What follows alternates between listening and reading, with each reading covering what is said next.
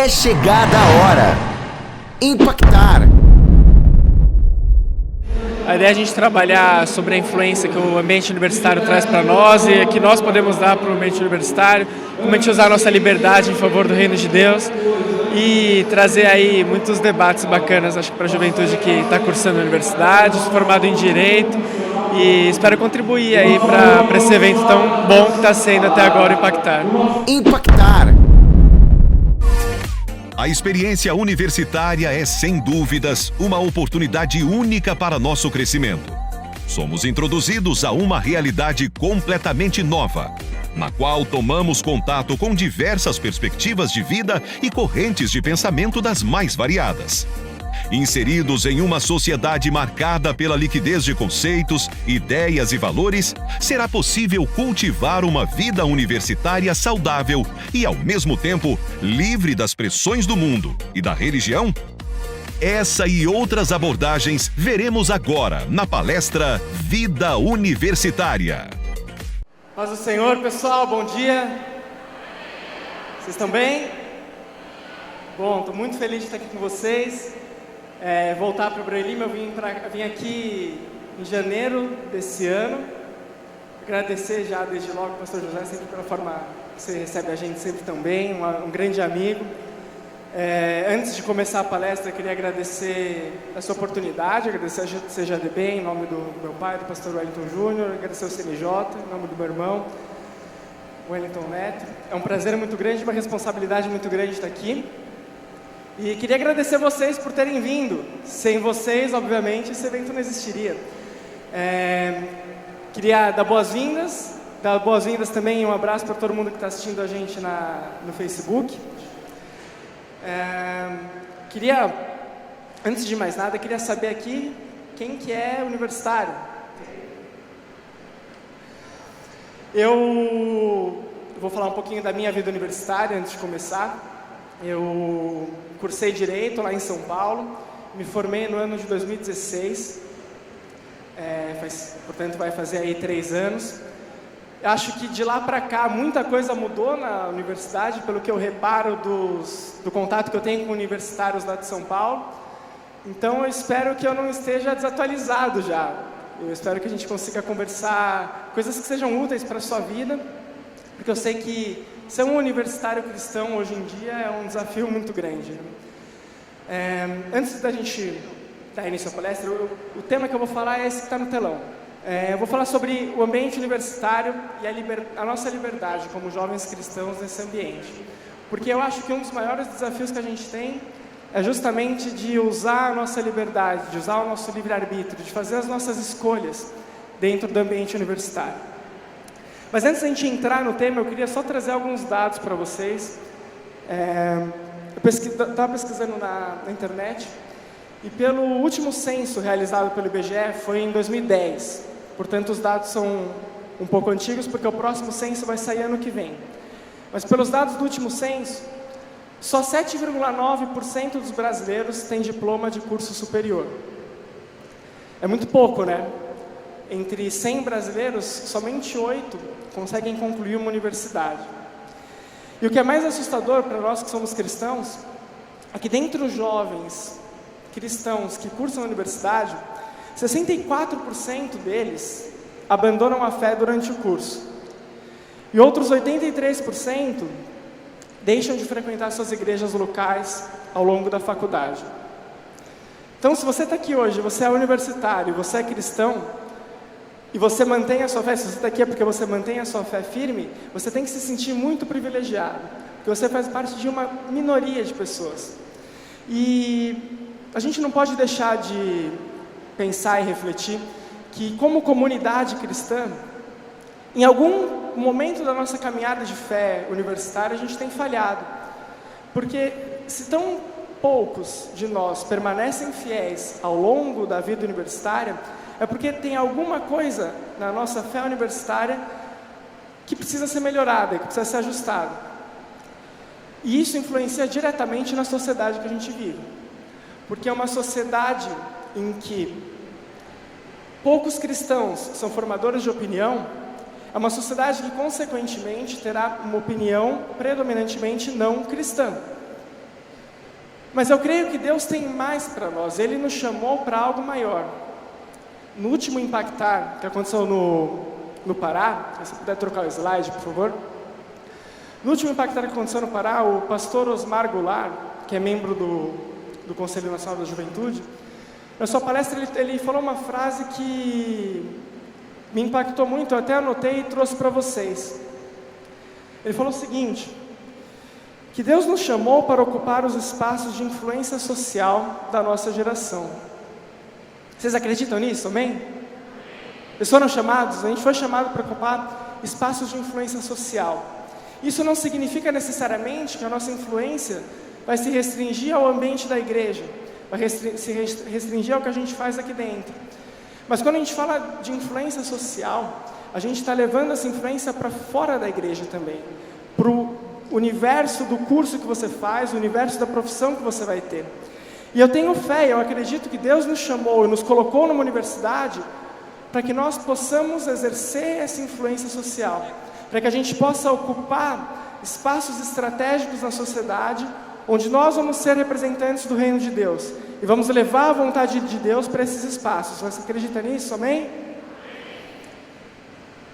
Só que Deus nos chamou, essa é a frase, Deus nos chamou para ocupar espaços de influência social. E esse chamado tem uma contrapartida nossa. Obrigado. Essa contrapartida é nós aceitarmos esse chamado, mas mais do que isso, essa contrapartida significa nós seguirmos esse chamado. E a gente tem que entender que a universidade não é apenas o início da nossa carreira profissional, mas é também o início de um posicionamento espiritual nosso diante da sociedade. Viver o chamado para ser universitário significa não só cumprir um ótimo papel como universitário, mas cumprir um ótimo papel também como cristão. Significa você conseguir trazer a influência de Deus para o ambiente universitário que você vive. Significa você trazer o reino de Deus para aqueles com quem você convive. E essa é a nossa grande dificuldade.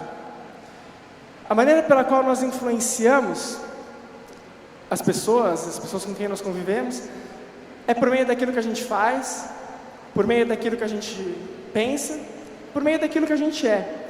O nosso exemplo talvez seja a melhor forma de influenciar. E aquilo que nós fazemos, aquilo que nós pensamos, aquilo que nós somos, é materializado por meio das nossas escolhas. Ou seja, se quiser passar o slide, por favor. Pode passar o slide. Por meio da forma como a gente usa a nossa liberdade dentro do ambiente universitário, a gente faz escolhas pelo que a gente quer ou não fazer, pelo que a gente quer ou não pensar e pelo que a gente quer ou não ser. E são essas escolhas que nos fazem influenciadores dentro do ambiente universitário. Só que existe um contraponto. Da mesma forma que aquilo que a gente faz, aquilo que a gente pensa, aquilo que a gente é a maneira pela qual nós influenciamos o ambiente em que a gente está, aquilo que a gente faz, aquilo que a gente é e aquilo que a gente pensa, também revela o quanto nós somos influenciáveis pelo ambiente em que a gente vive. Então, antes da gente falar em como nós podemos influenciar, nós devemos que tomar as devidas cautelas, devemos entender como que nós devemos nos cuidar para não sermos influenciados pelo ambiente em que nós vivemos. Tudo bem até aqui? Então, pode passar o slide, por favor? Eu falei para vocês que a forma como nós usamos a nossa liberdade, ela mostra a nossa influência sobre o ambiente universitário. E liberdade significa você ser capaz de se autodeterminar de acordo com aquilo que é certo ou errado. Significa que você conhece aquilo que é certo, conhece aquilo que é errado e toma suas decisões, escolhe de acordo com esses padrões de certo ou errado. E quando a gente entra na faculdade, talvez seja um momento em que a nossa liberdade realmente aparece, fica evidente para nós. Quantos aqui, quando entraram, não viam a hora de entrar na faculdade, para fazer o curso que você escolheu, para ir para a faculdade da maneira que você quer, para não precisar mais usar, por exemplo, o uniforme da escola, para você poder faltar nas aulas que você quiser, para você não dar satisfação para o professor, para você não dar satisfação para os pais. Muitos de nós vemos a universidade como o momento em que a nossa liberdade finalmente aparece. O momento em que nós finalmente conseguimos tomar as nossas próprias decisões e finalmente conseguimos determinar a nossa própria vida. Eu lembro de quando eu tirei a carta e eu achei que eu ia dirigindo para a faculdade. Primeira vez que eu peguei o carro, todo feliz, peguei a chave do carro para ir para a faculdade. Meu pai foi junto comigo do meu lado. Eu achando que eu ia ser livre, que eu ia poder dirigir, mas ele foi do meu lado para me ensinar a dirigir. Ainda bem que ele foi do meu lado, porque o trânsito do centro de São Paulo não é um lugar muito recomendado para motoristas de primeira viagem. Mas o que eu estou querendo falar para você é que quando a gente entra na faculdade, a gente acha que isso daqui finalmente vai vir à tona, que a gente realmente vai ser livre, que realmente a gente vai entender aquilo que a gente pode ser através das nossas próprias pernas. E essa liberdade, ela não vem sozinha, ela vem com muitos desafios. E para não ficar na minha experiência particular, do que eu vivi na minha faculdade, do que eu acho que é importante falar para vocês, algumas semanas atrás eu fiz uma pergunta no Stories do meu Instagram sobre quais são os principais desafios que as pessoas em geral sentem na universidade. Eu recebi algumas mensagens, algumas delas eu até vou reproduzir aqui para vocês, mas eu queria resumir todas essas mensagens em uma ideia central. O que eu pude perceber, e é o que eu realmente vivi na minha época de universidade, é que o grande desafio para nós, jovens cristãos, ansiosos por usar essa liberdade, é ser capaz de viver em um ambiente em que há uma intensa guerra ideológica. O grande desafio nosso não está naquilo que nós estudamos, não está naquilo que nós fazemos, não está no nosso relacionamento, mas está num ambiente de ideias que muitas vezes confrontam a nossa fé. E por muito tempo, durante toda a minha época de faculdade, eu vivi me preocupando em fazer as escolhas certas. E talvez você também viva a sua época de faculdade, de universidade, se preocupando em fazer escolhas certas. Isso às vezes traz um fardo para a gente. O que eu quero tentar te mostrar hoje é que a gente não precisa se preocupar tanto com as nossas escolhas. A gente precisa se preocupar antes das nossas escolhas com as ideias que são colocadas para nós no ambiente universitário, com essa guerra de ideias que a gente vive, que a gente está exposto todos os dias. Quem estava aqui ontem à noite? Oh, legal, quase todo mundo. Vocês se lembram que o pastor Elias Torralbo falou sobre aquele versículo que fala que o mundo jaz no maligno? Vocês se lembram que bacana o significado de o mundo, desse trecho, o mundo jaz no maligno? É como, ele falou que é como uma pessoa que está deitada no colo de alguém, e essa pessoa, em quem a pessoa está deitada, faz carícias na cabeça, como se o mundo estivesse deitado no colo do maligno, e o maligno fizesse carícias no mundo. Essas carícias que o maligno faz no mundo, elas vêm até nós por meio de ideias, por meio de pensamentos, por meio de valores, por meio de uma desconstrução do que a gente acredita que é verdade. E esse é o principal desafio de viver o ambiente universitário. No próximo slide, pode passar. Mais um, por favor. Eu separei duas frases que eu recebi, eu queria lê-las para vocês. A primeira frase é de uma estudante de psicologia, chama Lívia Grillo. E ela falou o seguinte: somos confrontados com ideologias que se chocam com a nossa fé. Dentre os desafios, saber se posicionar de forma justa e sábia para conseguir fazer a diferença. A frase de baixo é de um estudante de Direito, já formado, chamado Caleb Herbert. Ele falou o seguinte: durante os 5 anos que passei na academia, dos maiores desafios que notei foi a resistência ao Evangelho, em razão do secularismo que permeia o ambiente acadêmico. Vocês percebem que essas duas frases nos mostram que a grande dificuldade, o grande desafio de ser cristão, ser universitário, manter a fé nesse ambiente, é lidar com as ideias, com esse confronto de ideias, lidar com esse confronto de pensamentos que a gente tem, que a gente é exposto durante a universidade. Esse confronto de ideias é o que faz com que a gente tenha tanta dificuldade em manter a fé. Por isso que tantas pessoas abandonam a fé. E você pode pensar, certamente você vai pensar em algum colega seu que entrou na faculdade e por algum motivo a fé esfriou ou ele abandonou a fé. Eu tenho vários. E isso vem muito desse confronto de ideias a qual a gente é exposto. A gente precisa saber como lidar com ele. Pode passar o slide? Por causa desse confronto de ideias, o que realmente desconecta a fé do jovem cristão universitário não é exatamente fazer aquilo que é errado, ou seja, não é fazer escolhas erradas, mas o que desconecta a nossa fé é começar a ver as escolhas erradas como sendo escolhas certas. Porque para cada escolha errada que a gente faz na vida, existiu uma cicatriz no corpo de Jesus para nos redimir dos nossos pecados. A gente vai errar e a gente está sujeito a errar. Mas quando a gente ultrapassa esse limite entre o certo e o errado e não consegue mais discernir entre o certo e o errado, a gente bloqueia a ação do Espírito Santo dentro de nós para nos convencer do pecado e para nos direcionar na vontade de Deus. E a grande artimanha do inimigo é tentar fazer com que você veja as escolhas erradas como sendo escolhas certas. E ele não faz isso atacando diretamente o que você escolhe, mas atacando toda a estrutura que está por trás das escolhas que você faz, atacando a forma como você pensa antes de escolher. Vamos ver como é que isso funciona? Pode passar o slide, por favor. Pode passar mais um.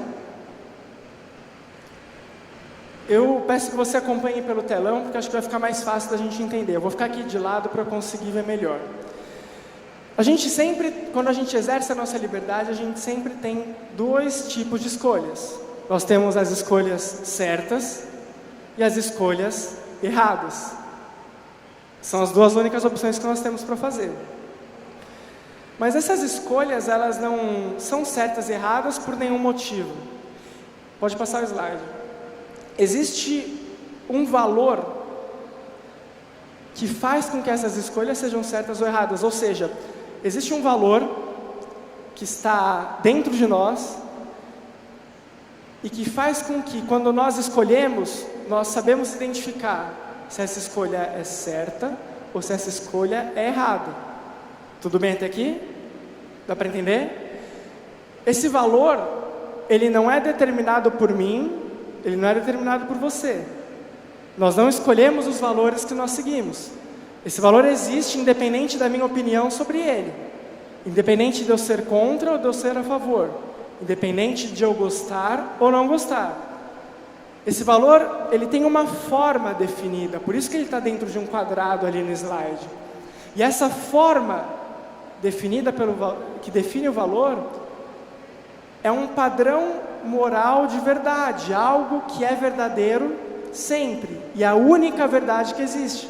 Vocês têm alguma noção de quem seria essa única verdade? Jesus? Eu sou o caminho, a verdade e a vida. Todos os valores que nós temos como pessoas, a vida, o amor, a honestidade, a igualdade, todos os valores que nós temos, eles têm uma definição e uma forma específica em Jesus. Quando nós lemos a palavra de Deus, nós vemos a forma como Jesus revela para nós esses valores. Como Jesus revela para nós, por exemplo, o valor de amor. Amar o seu próximo como a ti mesmo. Como Jesus revela para nós o valor da vida. Como Jesus revela para nós o valor da família. O valor da honestidade. O valor da complacência. As palavras de Jesus revelam para nós esses valores. E quando nós escolhemos, nós estamos ou seguindo esses valores e fazendo escolhas certas, ou nós estamos indo contra esses valores e fazendo escolhas erradas. Tudo bem? Pode passar o slide, por favor. Nesse slide eu coloquei alguns exemplos de valores para ficar mais fácil da gente entender.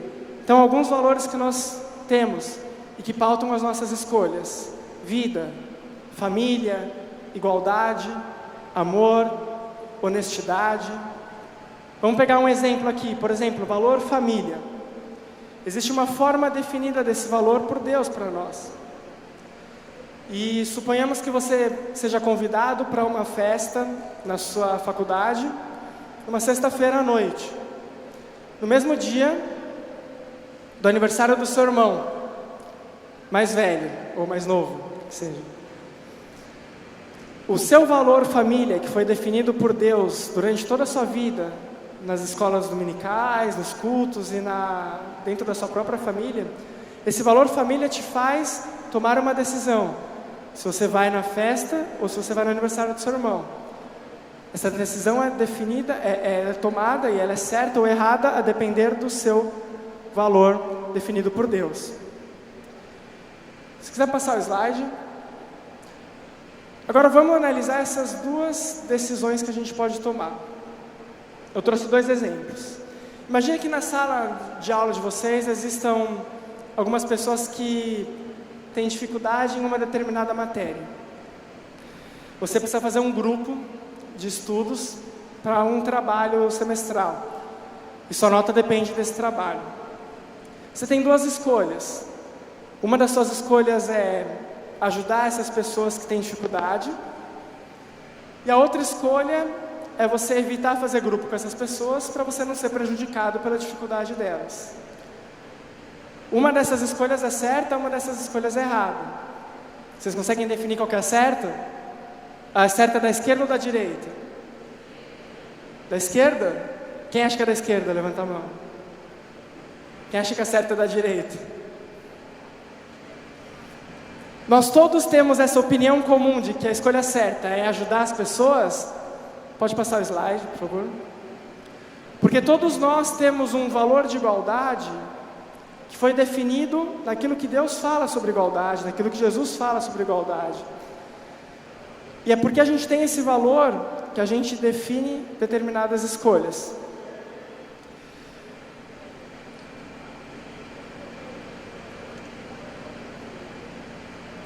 Dá para entender essa estrutura das escolhas? Eu falei para vocês que a grande dificuldade, o grande desafio nosso não é propriamente tomar as escolhas, escolher, fazer o certo ou o errado, mas é ser atacado por ideias que vão fazer com que essa estrutura se bagunce inteira. Preste atenção. O inimigo ele não nos ataca nas nossas escolhas. Muitas vezes a gente acha que as nossas escolhas são o motivo pelo qual nós nos desviamos do caminho de Deus. Mas na verdade as nossas escolhas são a consequência de nós termos nos desviado do caminho de Deus. O inimigo nos ataca antes das escolhas. É no valor então? É? Não é no valor também.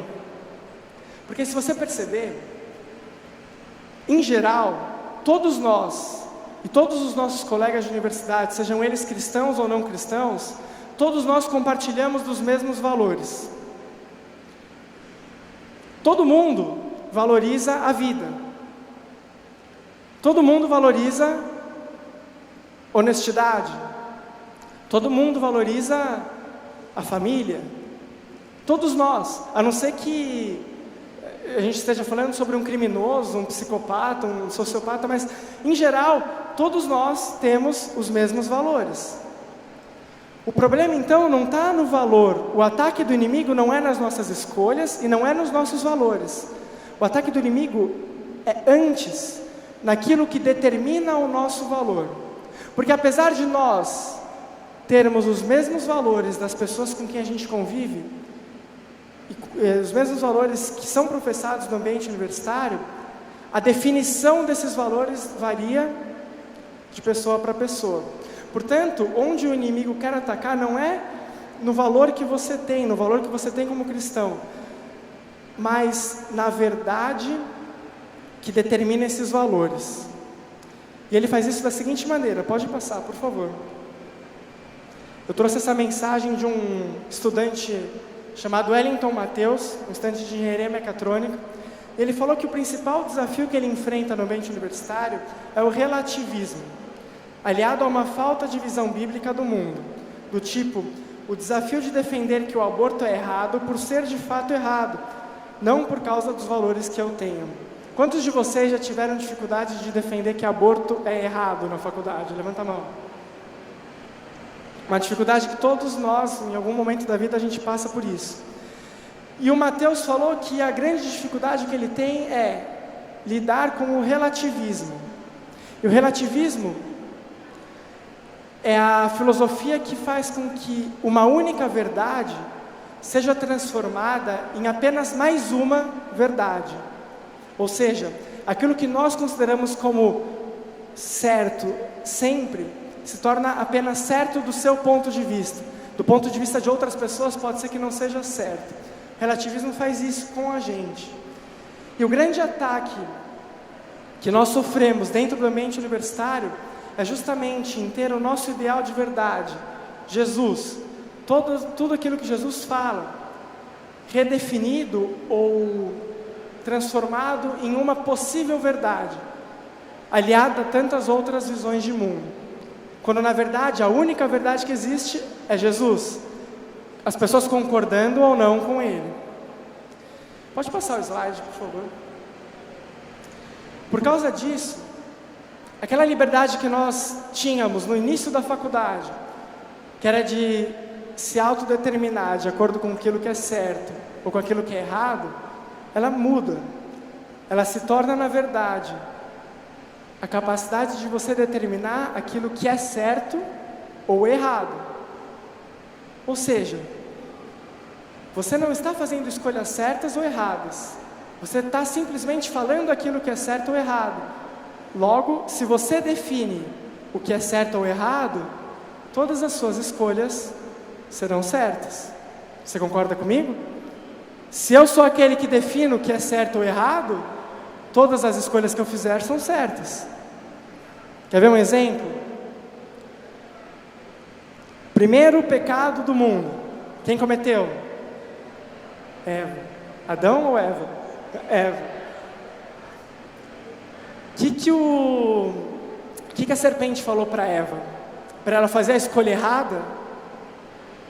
Não. A serpente trouxe uma nova visão sobre aquela árvore. Ela mostrou para Eva que aquela árvore talvez não fosse aquilo que que Deus falou que a árvore era. Falou, olha, na verdade, essa árvore é para que você seja igual a Deus. E quando Eva escolhe, ela não escolhe achando que fez uma escolha errada. No livro de Gênesis, capítulo 3, se eu não me engano, deixa eu ver se eu anotei aqui.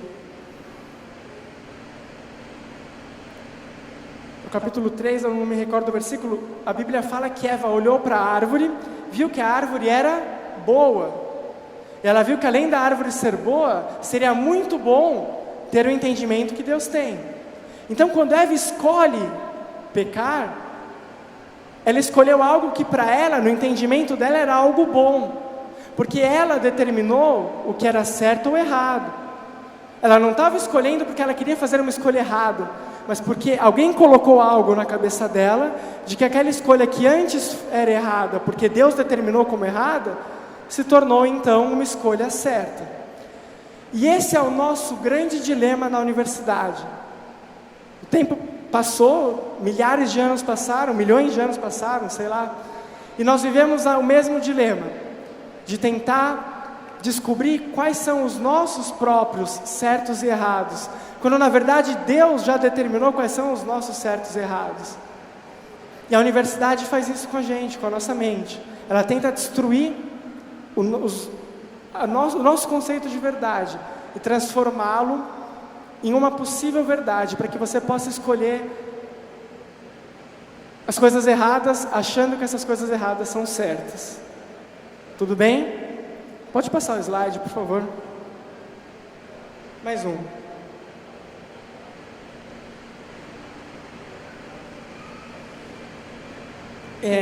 Vocês percebem uma diferença entre esse slide e os slides anteriores? A verdade e os valores, eles ganharam formas indefinidas, né?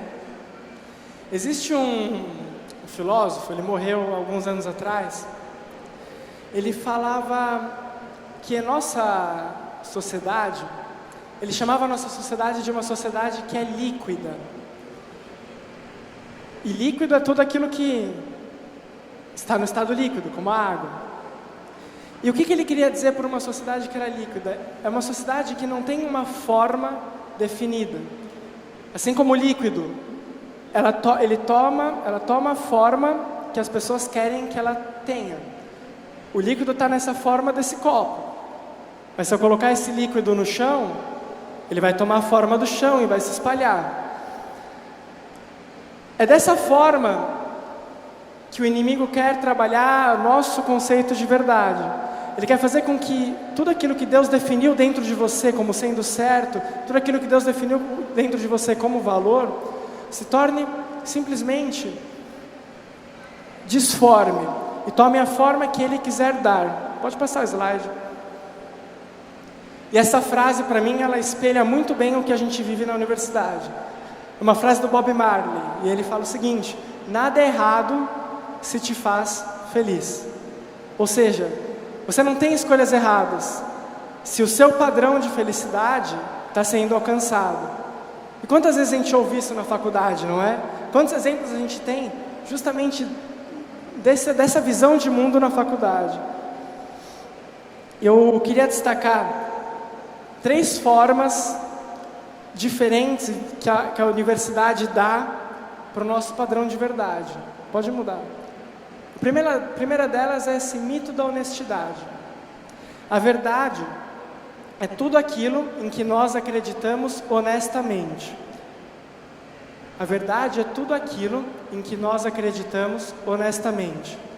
Ou seja, se você acredita sinceramente em alguma coisa, em algum valor, se você tem boa fé naquilo que você acredita, eu não posso dizer para você que isso é errado. Eu coloquei um exemplo aí de uma manifestação pró-aborto. Eu queria compartilhar com vocês uma experiência que eu tive na minha época de universidade.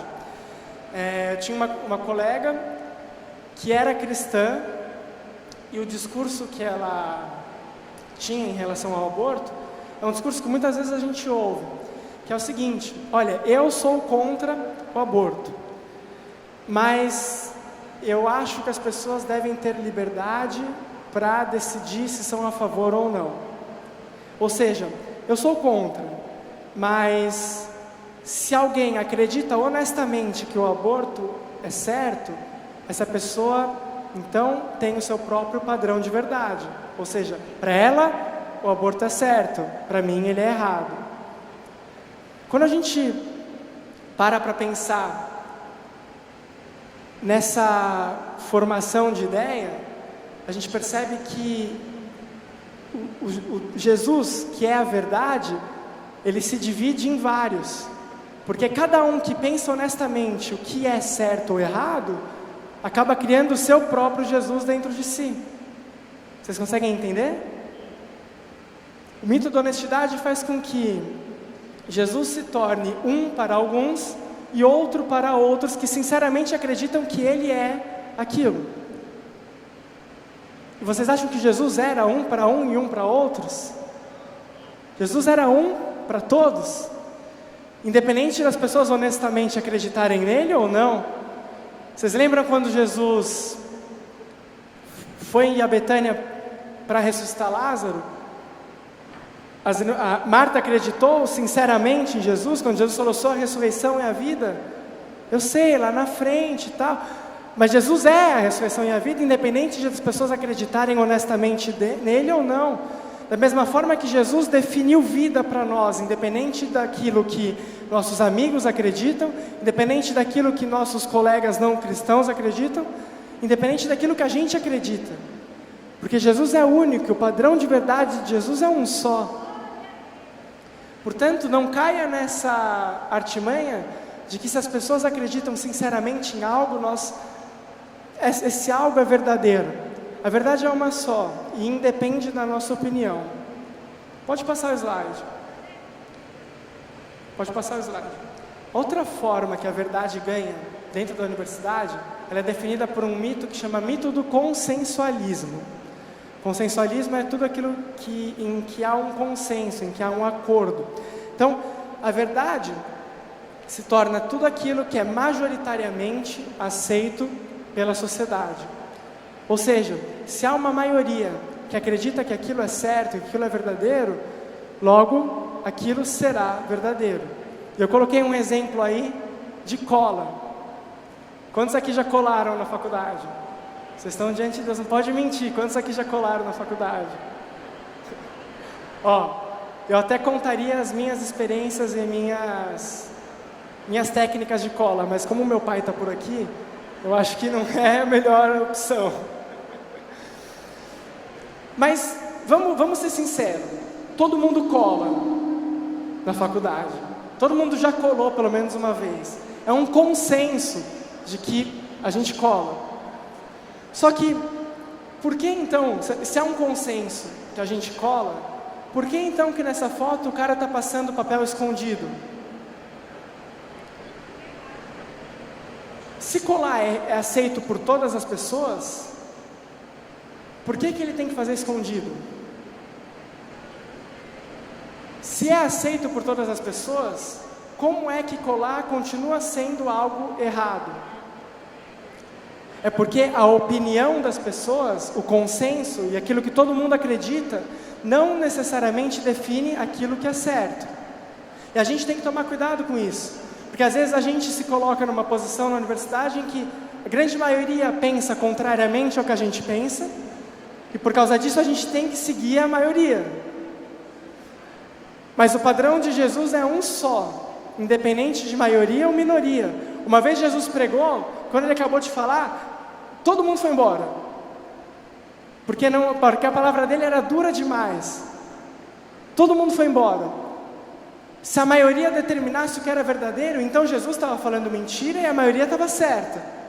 Mas era o contrário, porque depois Pedro falou: só tu tens as palavras de vida eterna, e a verdade é eterna, e é uma só, está em Jesus, independente do que a maioria pense. Portanto, não caia nessa de que se todos pensam algo, isso deve provavelmente ser verdade. Não. O que é verdade é o que Jesus pensa, o que Jesus fala, o que Jesus é, e o que Ele coloca no seu coração para você pensar, para você ser e para você fazer. Pode passar o slide. Terceiro mito ao qual a gente é exposto na faculdade é o mito do pragmatismo. Ou seja, a verdade é tudo aquilo que é útil para alguém. Significa o seguinte: se determinada atitude, determinado pensamento ou determinada convicção produz em nós um resultado bom ou positivo, um resultado que é útil, então aquilo é correto, aquilo é verdadeiro. Eu coloquei aí uma foto de um copo de bebida, porque para muita gente, e isso é comum no ambiente universitário, a bebida é algo muito útil para a pessoa se sentir mais aceita, ou para a pessoa ficar mais desinibida, para que ela possa se inserir em determinados ambientes sociais. Para muitas pessoas, a bebida é uma forma de você se reunir, de você fazer amizades. As pessoas saem, por exemplo, para barzinho. Sexta-feira à noite é impossível encontrar a faculdade lotada, mas se você olhar para o barzinho do outro lado da rua, ela vai estar lotada, porque a bebida ela produz um resultado útil para determinadas pessoas. Mas a verdade nem sempre será útil para nós. Nem sempre a verdade ela vai nos dar um resultado que seja evidentemente útil. Jesus ele fala que quem quiser ir após ele tem que tomar a cruz, certo? Vocês acham que tomar a própria cruz é algo humanamente, aos olhos humanos, útil? Útil seria se a gente não tivesse peso nenhum para carregar, fardo, cruz nenhuma para carregar. Portanto, nem sempre aquilo que é útil para as pessoas é verdadeiro. Assim como a bebida torna as pessoas mais desinibidas, não quer dizer que as pessoas estejam certas em ficarem bêbadas para se tornarem desinibidas. Porque existe um padrão de verdade independente do que é útil para os outros. Pode passar o slide. E esse padrão de verdade é Jesus. Disse-lhe Jesus: eu sou o caminho, eu sou a verdade, eu sou a vida. Independente do que os outros pensam, Jesus é a nossa verdade. Independente do que os outros acham majoritariamente que é certo, Jesus é a nossa verdade. Independente do que é útil para os outros ou inútil para os outros, Jesus é a nossa verdade. Nem que nós fiquemos sozinhos, nem que aquilo que a gente faça pelo caminho mais difícil, não pelo caminho mais fácil. Nem que as pessoas sinceramente não acreditem em nós, mas o que as pessoas pensam sobre Jesus não define o que Jesus é. Da mesma forma que aquilo que as pessoas pensam sobre você não define o que você é.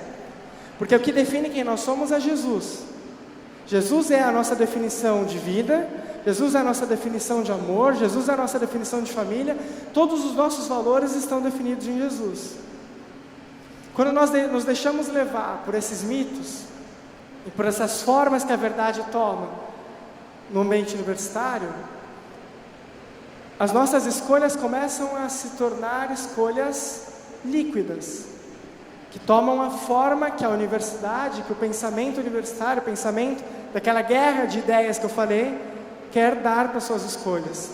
Mas quando a gente toma as escolhas que Jesus quer que nós tomemos, as nossas escolhas serão sempre escolhas corretas. E a grande questão, pode passar o slide, pode passar mais um também, pode passar mais um. É como a gente faz para não ser influenciado por esse ambiente, por esses pensamentos, por essas ideias, e não deixar que essa guerra ideológica acabe com o nosso padrão de verdade, que é Jesus. Eu queria convidar vocês para abrir a Bíblia em Romanos, no capítulo 12, e no versículo 2.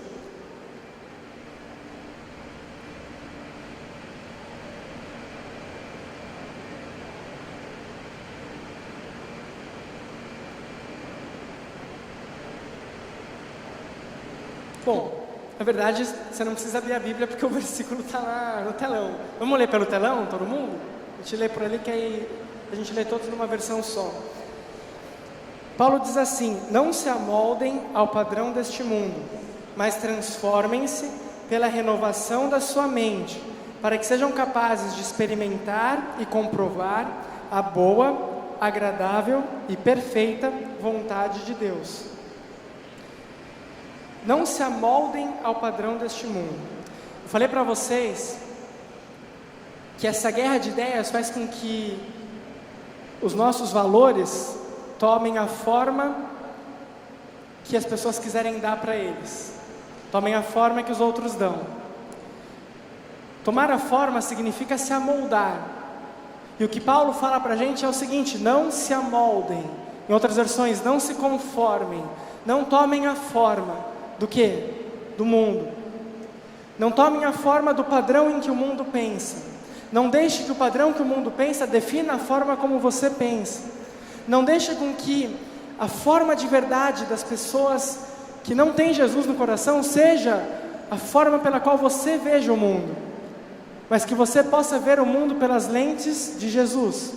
Não se amoldar ao padrão do mundo significa ter uma definição de verdade que é sólida, que está pautada na rocha, que é Jesus, e que não é abalável por qualquer tipo de opinião contrária. Não se amoldem ao padrão deste mundo, mas transformem-se pela renovação da sua mente. E percebam o seguinte: Paulo fala sobre renovação. Quando você renova algo, dá a entender que essa experiência ela é recorrente, ou seja, que você está fazendo algo novamente, renovando. Significa que a forma pela qual nós vencemos a guerra de ideias em que nós estamos expostos é trabalhando todos os dias dentro da nossa mente. E é incrível, renovem a sua mente. Paulo não fala para a gente renovar as nossas escolhas, Paulo não fala para a gente renovar o nosso caráter, ele fala para você renovar a sua mente, porque as suas escolhas vão ser consequências da renovação da sua mente. O seu caráter vai ser a consequência da renovação da sua mente. Como eu falei para vocês, escolhas erradas todo mundo faz, mas o problema é quando a gente começa a ver o errado como sendo certo. Por isso que Paulo fala, renovem a sua mente. Se todos os dias nós meditarmos na palavra de Deus, nós meditarmos nos valores que Deus colocou para nós, da forma como Deus colocou para nós estamos colocando uma barreira na nossa mente contra todo tipo de ideia contrária aos valores cristãos. E não só isso, mas a gente está aprendendo a viver pela vontade de Deus, porque olha só, a gente renova a nossa mente com um objetivo, e esse objetivo é ser capaz de experimentar e comprovar a boa, agradável e perfeita vontade de Deus. Paulo não fala em ser capaz de conhecer a boa, perfeita e agradável vontade de Deus, ele fala sobre ser capaz de experimentar e comprovar. Significa que viver o Evangelho não é uma teoria, não é algo que a gente abre a Bíblia no final de um dia de trabalho ou de estudos e guarda dentro da gente e fala, puxa, isso é muito interessante, é muito bonito. Viver o Evangelho é ser capaz de experimentar o Evangelho, de levar ele para a sua vida prática, de fazer com que ele determine a sua liberdade, de você ser, agir e pensar de acordo com o que a palavra de Deus diz, de acordo com a vontade de Deus.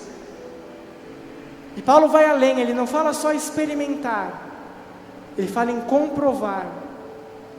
Quando você comprova, você atesta que algo é verdadeiro. Quando você comprova a vontade de Deus, você atesta que ela é boa, perfeita e agradável para você. Independente do que os outros pensem, independente do que os outros digam, independente de se ela é útil para os outros ou não, ela será sempre boa, perfeita e agradável. E a vontade de Deus, que é boa, perfeita e agradável, nada mais é do que a verdade aplicada ao nosso cotidiano. A vontade de Deus é a maneira pela qual a verdade e os valores que são definidos por essa verdade determinam as nossas atitudes e as nossas escolhas. Quando nós fazemos escolhas porque nós temos vontade. Eu tenho vontade de algo, então eu escolho por esse algo. Quando nós nos deixamos ser renovados na nossa mente pela vontade de Deus, a gente passa a fazer as escolhas de Deus aqui na terra. A gente passa a ser o braço de Deus na terra, os pés de Deus na terra, a boca de Deus na terra, os olhos de Deus na terra. E é isso que Ele quis de nós, que nós representássemos o reino de Deus aqui. E se Ele te colocou no ambiente universitário é para que você represente o reino de Deus lá. Tenha as dificuldades que você tiver, seja grande ou pequena a influência que o mundo tem sobre você. Ontem o pastor Elias falou, quanto maior o nosso nível espiritual, maior será o ataque sobre nossas vidas. Mas também maior será a nossa experiência com a boa, agradável e perfeita vontade de Deus. Se a gente entende qual que é a verdade e quais são os valores cristãos que são colocados por Deus, por Jesus, que é a nossa verdade, nós somos capazes de viver debaixo da vontade de Deus. A vontade de Deus é a verdade de Deus aplicada ao nosso cotidiano. Pode passar o slide. E é por meio das nossas escolhas certas que nós nos tornaremos influenciadores da nossa geração. Você percebe que combatendo a influência dos outros, automaticamente você já influencia os outros? Quando nós combatemos a influência que o mundo traz sobre nós, automaticamente nós passamos a influenciar o mundo com as nossas atitudes, com os nossos pensamentos e com as convicções que nós guardamos dentro de nós. Porque como eu falei para vocês, o mundo está plantado sobre a ideia de uma verdade que não tem forma. Nós estamos aqui para apresentar a forma da verdade. E a verdade tem uma forma, e essa forma é Jesus. Esse é o objetivo que Deus tem para nós, como jovens universitários. Eu queria acabar as minhas palavras citando uma mensagem que eu recebi de uma estudante chamada Nicole Ribas. Ela falou o seguinte: Oi, Léo, eu diria que o maior desafio que enfrento é conquistar o respeito das pessoas por ser cristã. Desde o começo, fiz questão de não esconder a minha crença, sempre aproveitando as oportunidades para falar um pouquinho do amor de Deus. Além disso, quando não escondemos quem somos e o Deus que servimos, devemos estar atentos. Nossa vida vira vitrine e qualquer deslize pode ser fatal. Ser referência de um cristão dentro da faculdade é, para mim, não só um grande desafio, mas uma responsabilidade muito grande. É um grande desafio, porque a gente tem que se blindar contra todo tipo de influência do mal.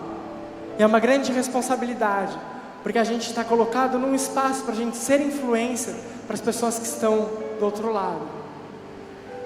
E eu quero propor para você 2 responsabilidades, para a gente tomar essas responsabilidades juntos. Vocês topam? Sim? A primeira dessas responsabilidades é a gente conseguir influenciar aqueles que são influenciáveis.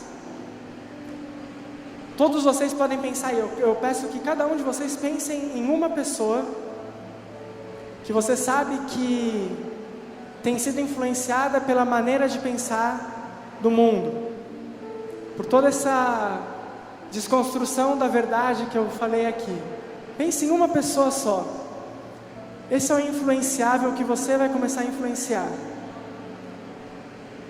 Depois que você renovar sua mente pela transformação do nosso entendimento e experimentar a boa, perfeita e agradável vontade de Deus, você está pronto para apresentar essa vontade para as pessoas que são influenciáveis.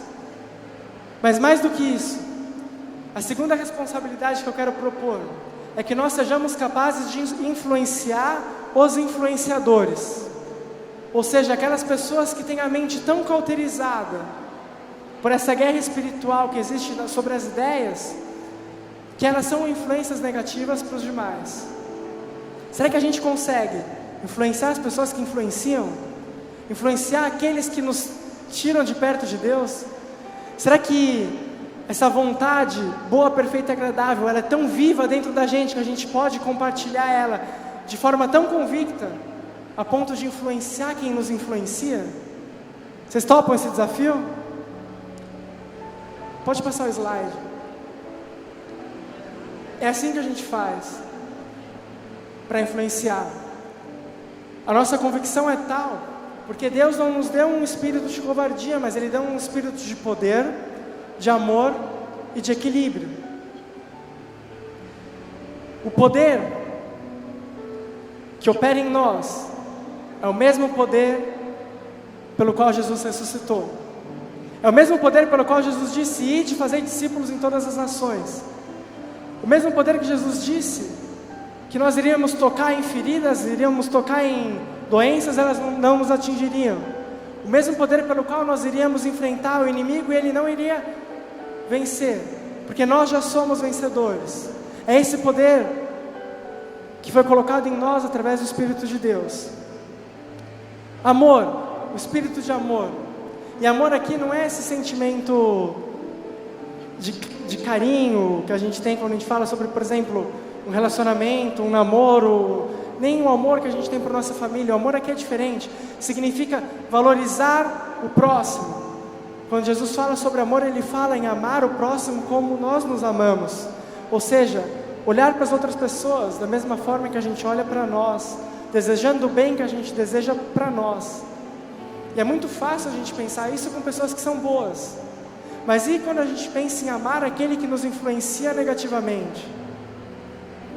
Deus nos deu esse espírito para amar até os nossos inimigos, para amar até aqueles que pensam mal de nós e que querem nos ver mal.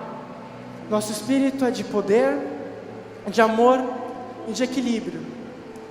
E o equilíbrio serve para que a gente seja moldado a não deixar que a nossa humanidade influencie nas nossas atitudes quando a gente está fazendo a vontade de Deus. Para não deixar que o medo te abale, para não deixar que a descrença te abale, para não deixar que a raiva te tome quando você está no meio de uma discussão com alguém sobre algum assunto relevante. E para que você tenha convicção daquilo que você vive e daquilo que você é, das escolhas que você faz, do que você faz, do que você é e do que você pensa. Jesus nos dá um espírito de poder, amor e equilíbrio, para que além de não sermos influenciados pelo mundo, nós sejamos também influenciadores. Você está disposto a isso, amém? Se você está disposto, eu te peço que você fique em pé. Deixa eu fazer uma oração e já vamos encerrar.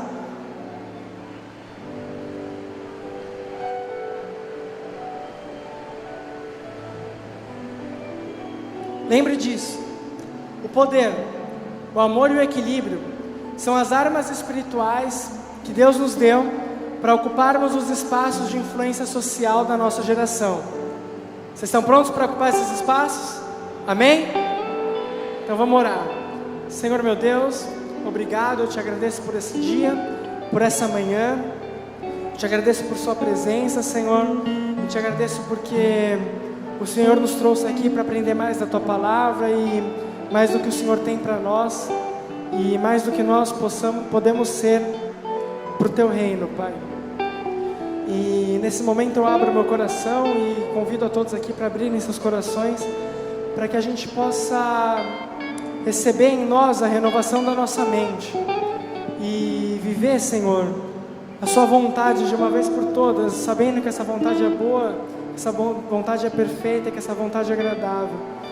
Meu Deus, eu te peço que, se existe alguém aqui que tem sofrido artimanhas, sofrido com essa guerra ideológica, que faz com que a gente não consiga mais ver o seu padrão e a sua verdade, que todas essas barreiras e fortalezas que são colocadas na nossa mente sejam derrubadas pelo poder do teu Espírito Santo.